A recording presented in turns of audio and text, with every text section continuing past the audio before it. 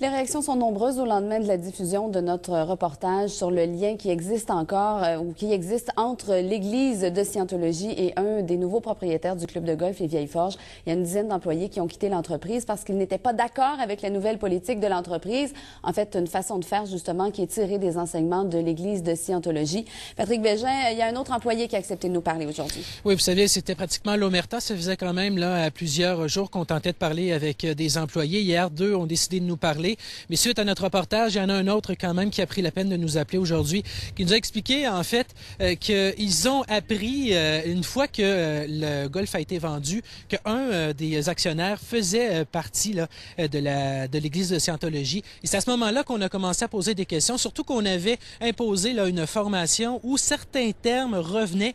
Et lorsqu'on a fait des recherches au niveau des employés, on s'est vite rendu compte là, que ces termes-là étaient reliés à la Scientologie. Je vous laisse donc entendre cet employé qui a préféré garder l'anonymat.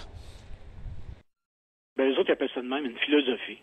Ils veulent pas dire que c'est Scientologie tout de suite.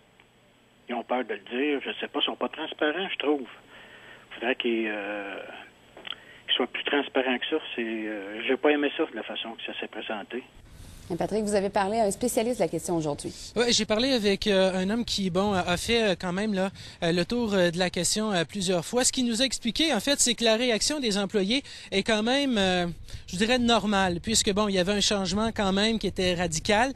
Et surtout, lorsque on met en contexte certaines façons de faire que les gens ne connaissent pas et que surtout, c'est tiré d'un ensemble de l'Église de Scientologie, eh bien là, c'est là que ça peut commencer à faire peur aux gens. Je vais donc entendre ce spécialiste.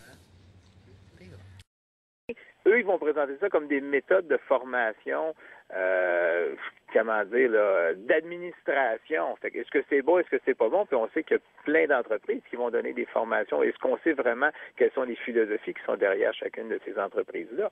Mais la méfiance, c'est toujours un réflexe humain important.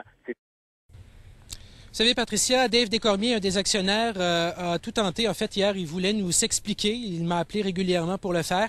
Il avait dit qu'il le ferait par le biais d'une lettre. Visiblement, il ne l'a pas fait. En ce qui concerne M. Putorti, il est en Italie, donc impossible d'avoir des commentaires de ce monsieur. Merci beaucoup, Patrick. J'en prie.